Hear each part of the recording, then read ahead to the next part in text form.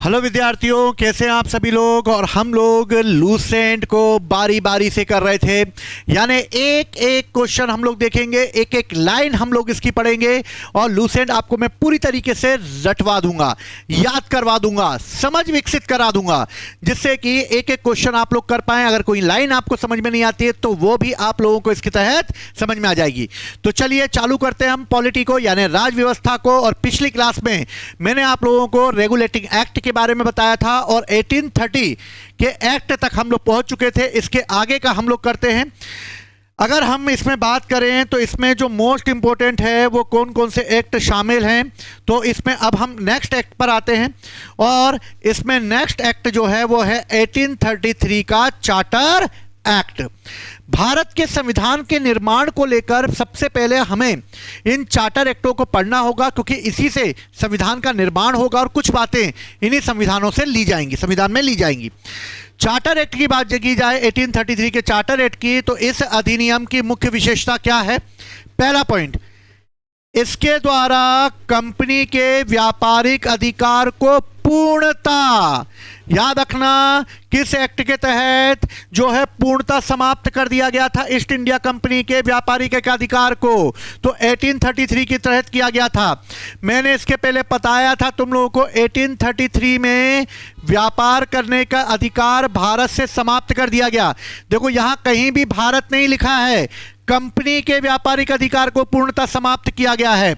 यहां पर क्या था 1813 में, भारत के साथ पूर्ण व्यापारिक एक अधिकार समाप्त किया गया था, और लेकिन चीन के साथ व्यापार करने की परमिशन रखी गई थी कि वो चाय का व्यापार कर सकते थे। लेकिन 1833 के तहत इनका अधिकार पूर्णता बंद कर दिया गया। अब ये चीन के साथ चाय का व्यापार भी नहीं कर सकते थे, और इस तरीके से 1833 के चार्टर एक्ट के तहत ईस्ट इंडिया कंपनी को पूरी तरीके से बंद कर दिया गया, पूरी तरीके से व्यापारिक एक अधिकार समाप्त कर दिए गए।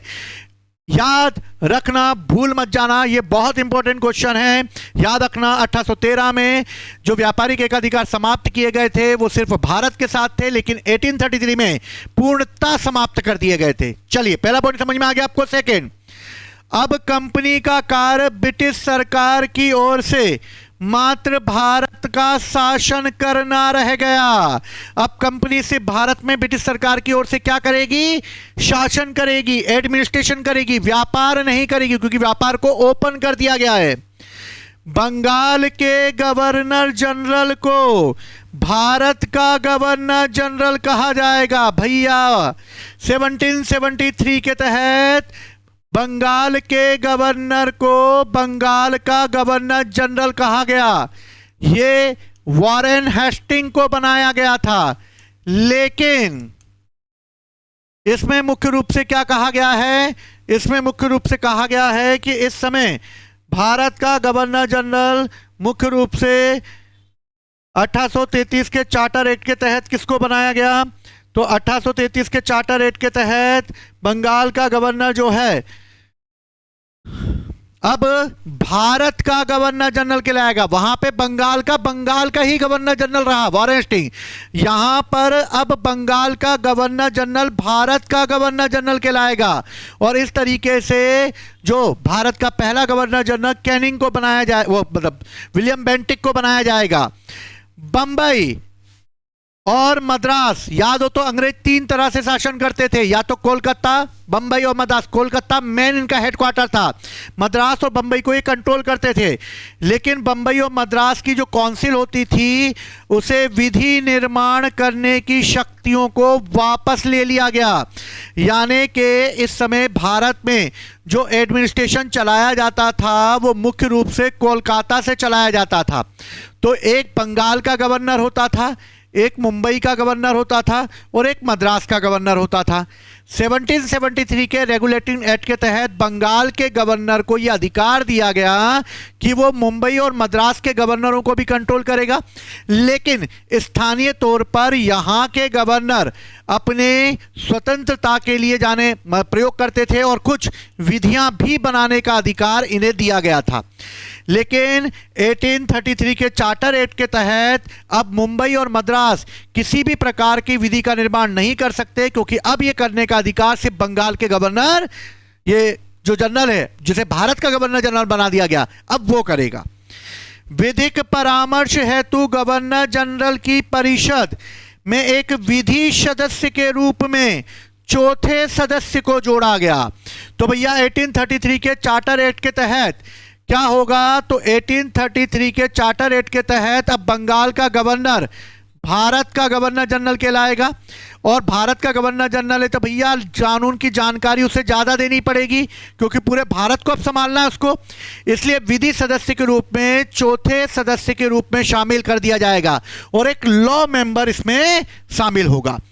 तो 1833 का चार्टर एक्ट मोस्ट इंपॉर्टेंट है क्योंकि ये व्यापारिक एकाधिकार को तो समाप्त करता ही करता है, लेकिन ब्रिटिश सरकार की पावर को भी बढ़ाता है और ब्रिटिश सरकार को अधिक शक्तिशाली रूप प्रदान करता है। इसी के तहत देखा जाए तो भारत में दास प्रथा जो है वो भी इस समय चल रही थी और भारत में दास प्रथा के विरुद्ध भी इस समय कानून बनाए गए।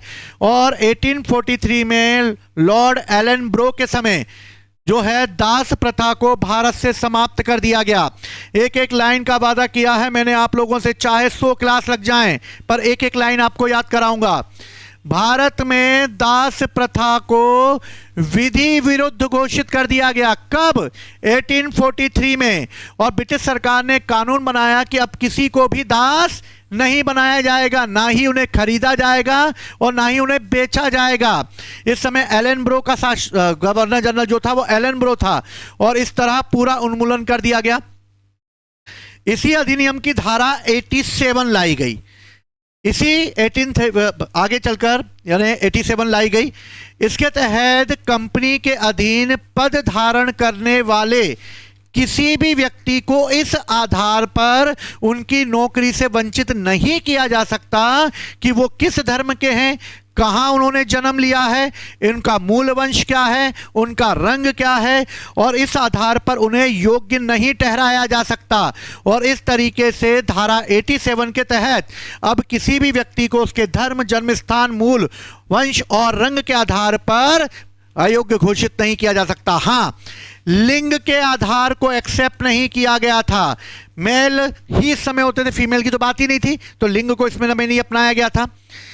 जनरल की काउंसिल को राजस्व के संबंध में पूर्ण अधिकार प्रदान करते हुए गवर्नर जनरल को संपूर्ण देश के लिए एक ही बजट पेश करने का अधिकार दिया गया। क्योंकि इस समय रेवेन्यू मुख्य रूप से अगर देखा जाए तो इस समय क्या किया गया कि किसी भी व्यक्ति को धर्म, जन्म स्थान, मूल वंश या रंग के आधार पर अयोग्य नहीं ठहराया जा सकता था। गवर्नर जनरल की परिषद को रेवेन्यू के संबंध में पूर्ण अधिकार प्रदान करते हुए गवर्नर जनरल को संपूर्ण देश के लिए एक ही बजट, यानी वो पूरे देश के लिए क्या लाएगा, एक ही बजट तैयार करेगा। ठीक है, तो याद रखना अब पूरे भारत में अधिकार हो चुका है उसका। अब 1833 के चार्टर एक्ट के तहत बंगाल का गवर्नर अब बंगाल का गवर्नर जनरल है। ठीक, चलो अगला, भारतीय कानूनों का वर्गीकरण किया गया और इस तरह भारतीय कानूनों को व्यवस्थित किया गया।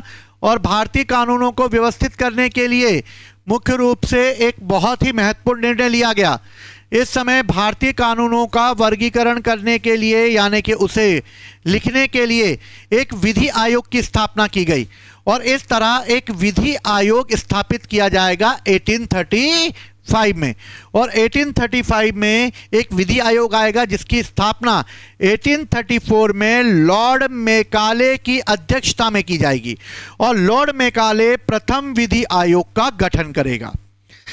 तो भारत के कानून को व्यवस्थित करने के लिए लॉ बनाया जाएगा लॉर्ड मेकाले के द्वारा और 1834 में उसके तहत एक विभाग गठित किया जाएगा और 1835 में कर दिया जाएगा विधि आयोग का गठन।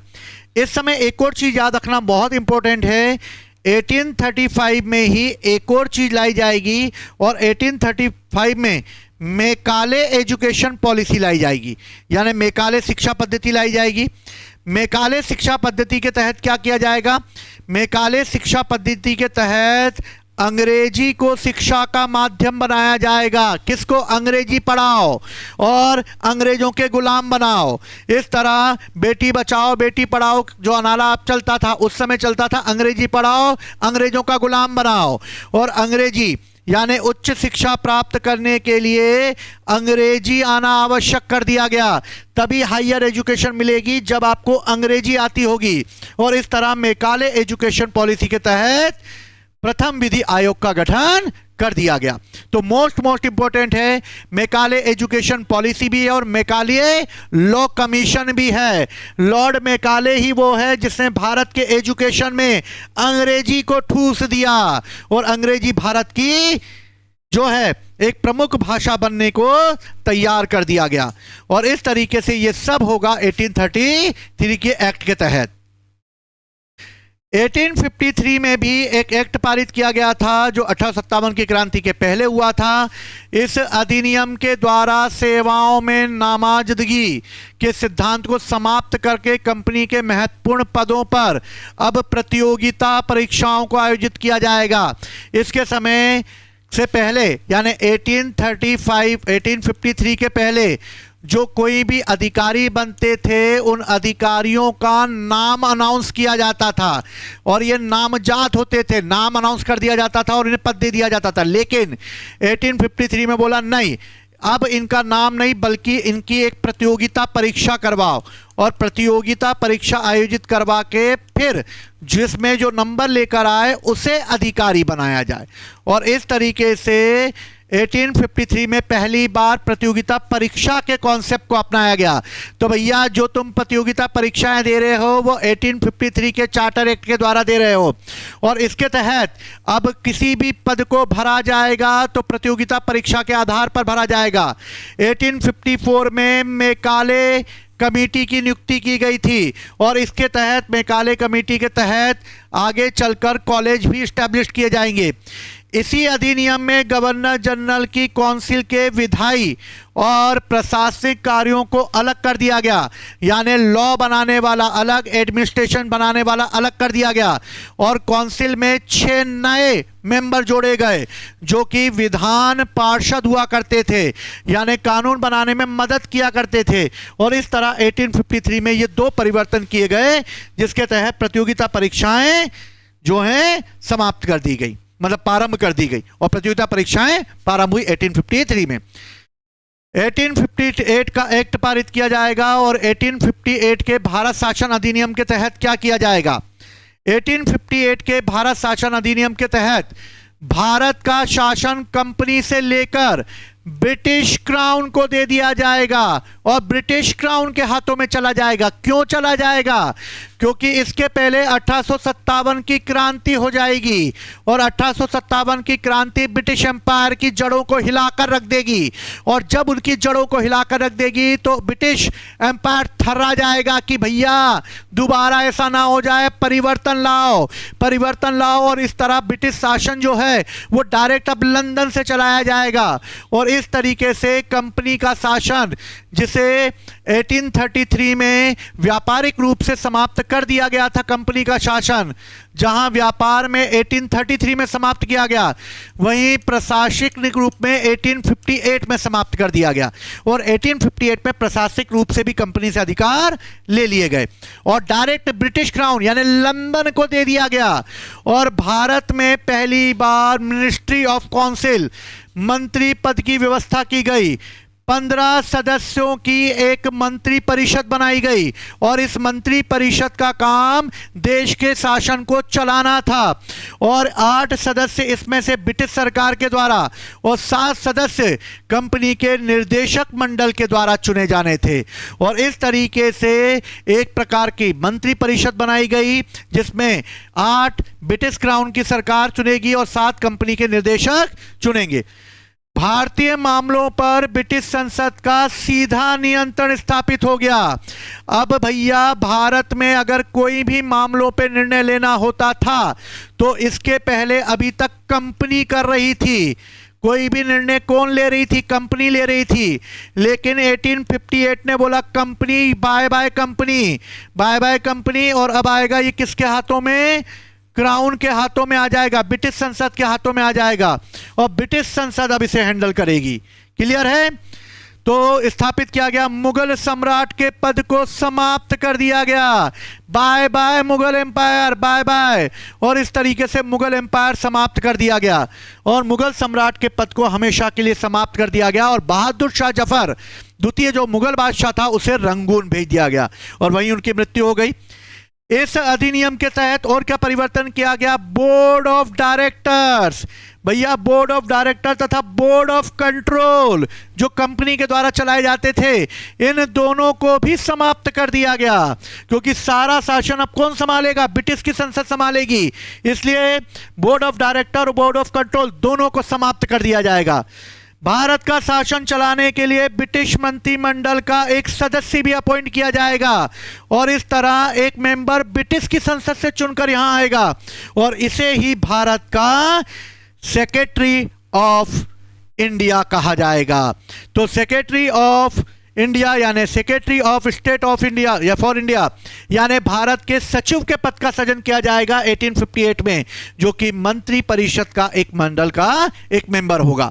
और ये जो सचिव का पद होगा, ये सचिव का पद इतना बड़ा होगा कि ब्रिटिश संसद स्वयं ये निगरानी रखेगी कि कौन क्या कर रहा है, कौन की कर रहा है, कौन कू कर रहा है, सब पे नजर रखेगा ये सेक्रेटरी।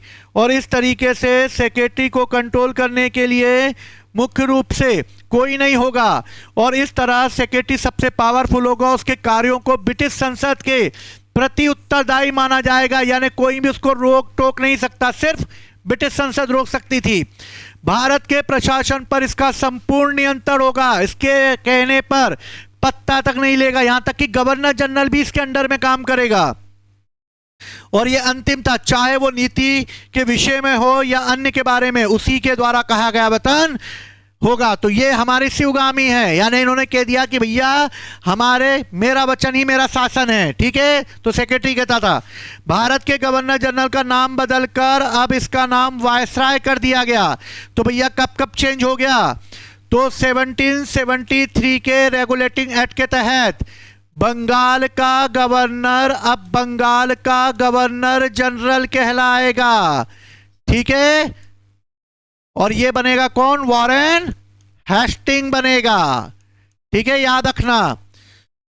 दूसरा कब परिवर्तन किया गया? दूसरा परिवर्तन किया गया 1833 में। अब बंगाल का गवर्नर जनरल भारत का गवर्नर जनरल कहलाएगा और ये कौन बनेगा? ये बनेगा विलियम बेंटिक। फिर कब परिवर्तन किया गया? 1858 में किया गया। अब भारत का गवर्नर जनरल नहीं बल्कि भारत का वायसराय कहलाएगा और इस तरह भारत का वायसराय कैनिंग को बनाया गया और भारत का वायसराय कौन बनेगा? कैनिंग बनेगा। अतः इस समय गवर्नर जनरल लॉर्ड कैनिंग को अंतिम गवर्नर जनरल एवं प्रथम वायसराय कहा गया। अंतिम गवर्नर जनरल का मतलब भारत की स्वतंत्रता के समय का अंतिम गवर्नर जनरल नहीं है, बल्कि 1858 में जब 1857 की क्रांति हो रही थी, तब 1857 की क्रांति लॉर्ड कैनिंग के समय ही हुई थी और लॉर्ड कैनिंग ही इस समय जो है भारत का गवर्नर जनरल था। तो जब यह क्रांति समाप्त हुई तो लॉर्ड कैनिंग को ही बना दिया गया था वायसराय और इस तरह ये अंतिम गवर्नर जनरल इस समय का और वायसराय भी बनेगा। तो आशा करता हूं आप लोगों को समझ में आया होगा और आप लोग बेहतर तरीके से समझ रहे होंगे। इसी तरह से मैं पॉलिटी को आगे आप लोगों के सामने लाता रहूंगा। हिस्ट्री, ज्योग्राफी और स्पीडी करंट अफेयर्स भी आप लोगों की तैयारी के लिए बहुत मददगार होगी। तो जुड़े रहिए हमारे साथ और अपनी तैयारी को करिए बेहतर। उड़ान एकेडमी आपके जज्बे को सलाम कर रहा है और तैयारी को बेहतर बनाने के लिए आपको हर कदम मदद कर रहा है। जय हिंद, जय भारत।